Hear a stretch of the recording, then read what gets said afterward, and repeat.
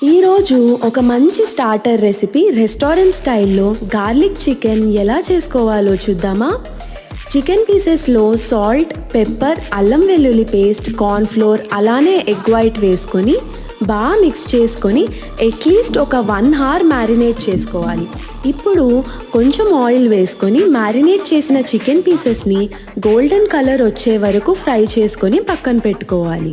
ఇప్పుడు మళ్ళీ ఆయిల్ వేసుకొని చిన్నగా కట్ చేసిన గార్లిక్ అలానే పచ్చిమిర్చి వేసుకొని కొంచెం కలర్ చేంజ్ అయ్యే వరకు ఫ్రై చేసుకొని ఇందులోనే కొంచెం సోయా సాస్, పెప్పర్ అలానే కొంచెం టమాటో కెచప్ వేసి కార్న్ఫ్లోర్ని కొంచెం వాటర్లో మిక్స్ చేసుకొని ఆ మిశ్రమం వేసుకోవడమే. ఒక మంచి థిక్ కన్సిస్టెన్సీ వచ్చే వరకు ఫ్రై చేసుకొని తగినంత సాల్ట్ వేసుకొని ముందుగా ఫ్రై చేసుకున్న చికెన్ పీసెస్ వేసుకొని థిక్ కన్సిస్టెన్సీ వచ్చే వరకు ఒక్కసారి ఫ్రై చేసుకొని దింపేసుకోవడమే.